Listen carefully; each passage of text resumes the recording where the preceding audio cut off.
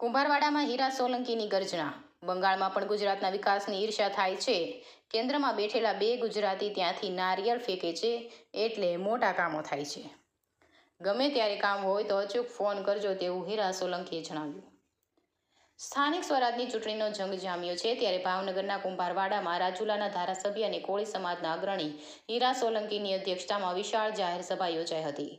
Ward number 2 અને 3ના ઉમેદવારો માટે પ્રચાર કરતા હીરા સોલંકીએ કેન્દ્ર અને રાજ્ય સરકારની વિકાસ ગાથા રજૂ કરી વિરોધ પક્ષો પર આકરા પ્રહારો કર્યા હતા। ધારાસભ્ય હીરા સોલંકીએ પોતાના સંબોધનમાં ભૂતકાળના સંઘર્ષોને યાદ કરી ભાવનગર સાથેના પોતાના ભાવનાત્મક સંબંધો વાગોળ્યા હતા। તેમણે જણાવ્યું હતું કે મારા જાહેર જીવનની શરૂઆત ભાવનગરથી થઈ હતી અને આ શહેર સાથેનો મારો નાતો હું ક્યારેય ભૂલી શકીશ નહીં। મારો 5 મુખ્યમંત્રીઓ સાથે કામ કરવાનો અનુભવ છે, પરંતુ વર્તમાન મુખ્યમંત્રી ભૂપેન્દ્ર પટેલ જેવી સરળતા ક્યાંય નથી જોઈ। ભૂપેન્દ્રભાઈ અત્યંત સરળ સ્વભાવના અને નિખાલસ વ્યક્તિત્વ ધરાવતા નેતા છે। જ્યારે કોઈ ધારાસભ્ય કે કાર્યકર રજૂઆત લઈને જાય ત્યારે તેઓ તાત્કાલિક લીલી પેનથી સહી કરી અધિકારીઓને સૂચના આપી પ્રશ્નોનો ઉકેલ લાવે છે। હીરા સોલંકીએ પોતાના સંબોધનમાં જણાવ્યું કે ગુજરાત આજે જે ઊંચાઈ પર છે તેની ઈર્ષ્યા બંગાળ જેવા રાજ્યોમાં થાય છે। કેન્દ્રમાં નરેન્દ્ર મોદી અને અમિત શાહ જેવી બે ગુજરાતીઓની જોડી બેઠી છે, જેનો સીધો લાભ રાજ્યને મળી રહ્યો છે। મોટા એરપોર્ટ, સ્પોર્ટ્સ ઇવેન્ટ કે મોટી કંપનીઓ બધું જ આજે ગુજરાતમાં આવી રહ્યું છે। વડાપ્રધાન ત્યાંથી વિકાસના નાળિયેર ફેંકે છે એટલે અહીં મોટા પ્રોજેક્ટ સાકાર થાય છે। ભાજપે શુદ્ધ પાણી આપીને બીમારી સામે રક્ષણ આપ્યું। ભાજપના શાસનમાં પાયાની સુવિધાઓમાં ક્રાંતિ ભૂતકાળની સરકારોની સરખામણી કરતા હીરા સોલંકીએ જણાવ્યું કે ક્ષારવાળા પાણીને કારણે થતી કિડની અને પથરીની બીમારીઓ સામે ભાજપે શુદ્ધ પાણી આપી રક્ષણ આપ્યું છે। ગરીબો માટે ₹10 લાખ સુધીની મફત સારવારની વ્યવસ્થા કરી છે। ગામડાઓમાં 24 કલાક લાઇટ અને ખેડૂતોને ખેતરે ટ્રાન્સફોર્મર આપીને અંધકાર દૂર કર્યો છે। નવી શાળાઓ બનાવી અને શિક્ષકોની ભરતી કરીને શિક્ષણનું સ્તર સુધાર્યું છે। આગામી મહાનગરપાલિકાની ચૂંટણીના સંદર્ભમાં તેમણે વિશ્વાસ વ્યક્ત કર્યો હતો કે તમામ મહાનગરો અને નગરપાલિકાઓમાં ભાજપનો જ ભવ્ય વિજય થશે। તેમણે કુંભારવાડાના લોકોને અપીલ કરી હતી કે તમારો એક મત રાષ્ટ્ર અને રાજ્યના વિકાસ માટે કિંમતી છે।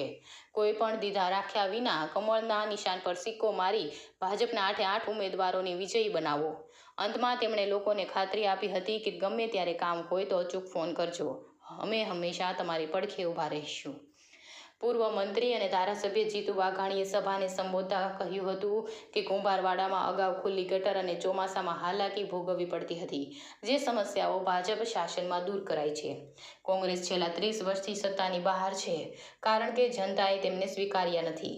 કેન્દ્રની આયુષ્માન ભારત યોજના દ્વારા ગરીબોને ₹10 લાખ સુધીની મફત સારવાર મળી રહી છે। તેમણે વિશ્વાસ વ્યક્ત કર્યો હતો કે 7મી વાર મહાનગરપાલિકામાં અને 8મી વાર રાજ્યમાં ભાજપની જ સરકાર બનશે। રિપોર્ટર ફિરોઝ મલેક, ભાવનગર।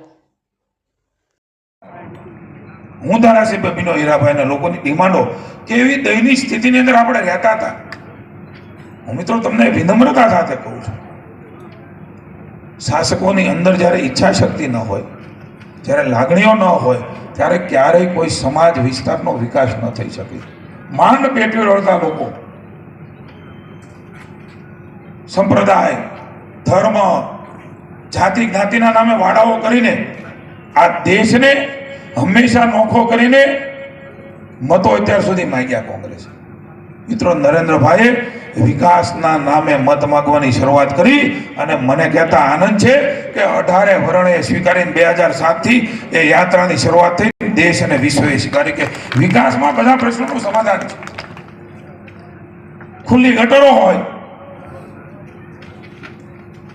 ચોમાસાની અંદર પાણી ભરાતું હોય, અક્ષરમાર્ગમાં આવવા માટેનું ચોમાસામાં પાણી ભરાય એટલે આવી ન શકો, અહીંથી પુલમાંથી આદાનગરથી ના આવી શકો, રોડની તો વાત જ નહીં, લાઇટની તો વાત જ નહીં, જાણે માણસ નામનો વ્યક્તિ જ અહીંયા ના રહેતો હોય।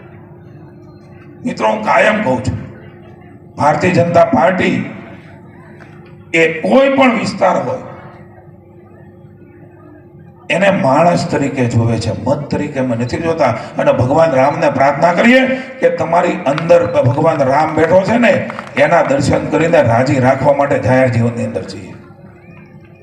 એ કેવી રીતે રાજી રહે? વોટ બેંક તરીકે તો કોંગ્રેસના અન્ય પક્ષોએ લોકોને જોયા છે, ભરમાવે, ભ્રમ ફેલાવે. અહીંથી હું વાત કરું ને તો ઈચ્છા થાય એવી ભ્રમણા ઊભી કરાવે છે, કારણ કે એનો ધંધો જ આ છે.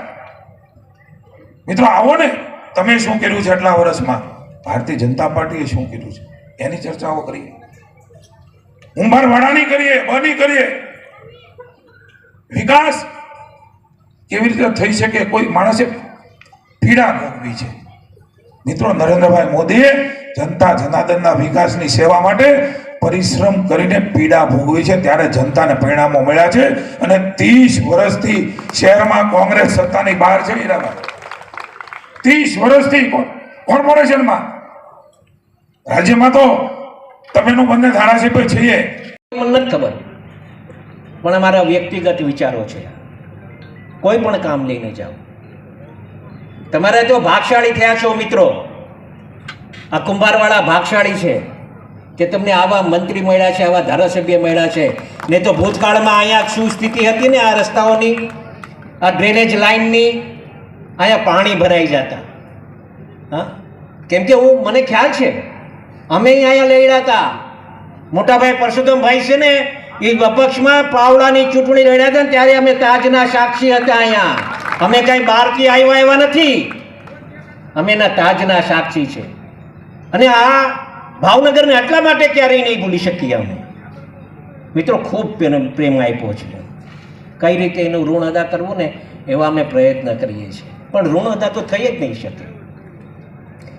મિત્રો અહીંયા કપરાવાળા છે ને, એ ગોળીઓ ખાધી હતી અમારા હાટું, ઈ નહીં ભૂલીએ અમે.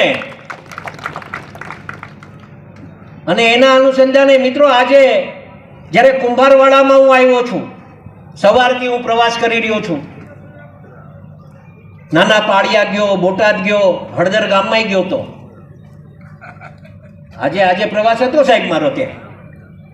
હા મિત્રો, ભારતીય જનતા પાર્ટીની એક હવા જે લહેરાઈ રહી છે, એમાં તમારે હું અહીંયા જ્યાં લખવું હોય ને લખી લ્યો. જેટલી મહાનગરો છે ને, એ કઈ જો બીજા પક્ષની આવે ને તો મને યાદ કરજો કે હીરાભાઈ ખોટું બોલીને ગયા હતા. એક પણ મહાનગર નથી આવવાની, એક પણ નગરપાલિકા નથી આવવાની.